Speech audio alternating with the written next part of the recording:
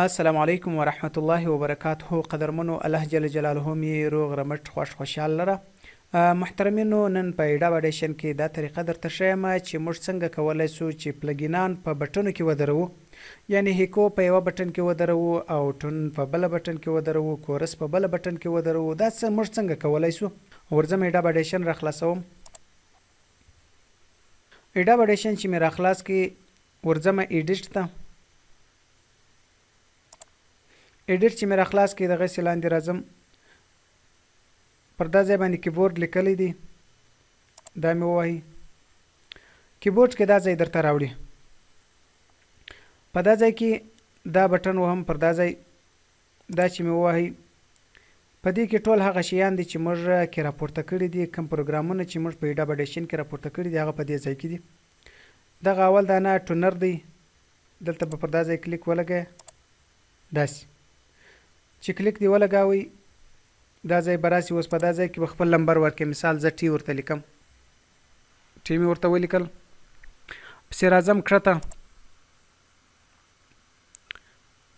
کورس دی، کلاسیک کورس.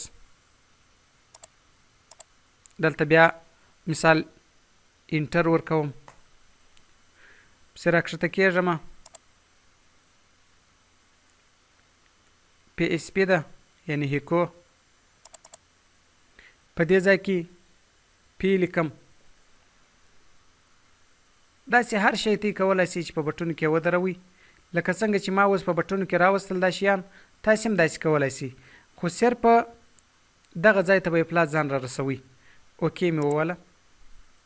اوکې چې مې ووله، اوس زه غواړم هر شی چې په بټن کې دی هغه به ماته په بټن کې چې زه بټن ووهم هغه شی به خپله دلته راپورته کېږي. مثال زه لږ ریکارډ کوم. اوس چې مې ریکارډ وکړي، ریکارډ دروم. زه اوس غواړم چې ټون راپورته کړم. صرف په کیبورډ کې ټي بټن ووهم، ټون راپورته شو. دا کاټ که. پی بټن ووهم، پی اس پی راپورته شو. انټر بټن ووهم، کلاسیک کورس راپورته شو. داسې هر شی چې تاسې کې لګوئ په بټنو کې تاسې کولی شئ چې ولګوئ.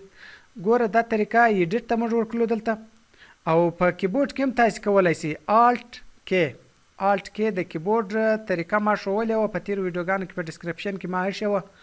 انشاءالله په دې ویډیو کې به هم په ډسکرپشن کې درته کښېږدم چې کیبورډ موږ څنګه استعمالوو. هغه طریقه ما په ایډا اډیشن 3 کې دا ویډیو جوړه کړې وه. الټ په کیبورډ کې ونیسه، کې ورسره ووه، هغه ځای رالی. هغه ځای چې رالی بیا دغه ځای را خلاصېږي. اوس چې کوم شیان ما درول دي هغه ته ګوره ټي ورته نوشته ده، دا دی په انټر کې موږ درولی دی. راځه پی اس پی ده، دا د په پی کې موږ درولې ده.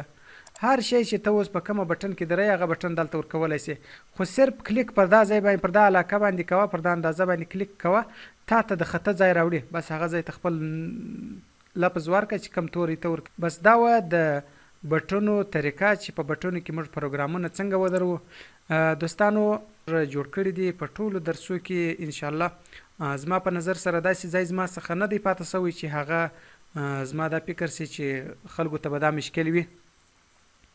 نو دوستانو که کوم مشکل راته ولو، زما د واتساپ نمبر په هر ویډیو کې شته، په ویډیوګانو کې زموږ سره رابطه ساتلی شي. که کوم پلګین یا کوم پروګرام کم شي ته د چا ضرورت و زموږ سره رابطه ساتلی شي. او دوستانو په راتلونکي کې به انشاءالله د سونی ویګاس د ویډیوګانو هم دغه اراده لرو. الله دې موږ ته توفیق راکړي چې ستاسو د ټولو مسلمانانو پښتنو ورونو دپاره موږ دا خدمت وکړو. الله مې خوشحال لره، روغ رمټ اوسئ. زموږ د یوټیوب چینل در سره سبسکرایب کړئ چې زموږ ویډیوګانې در تاسې پورې په اسانۍ در ورسیږي. دوستانو السلام علیکم ورحمت الله وبرکاته.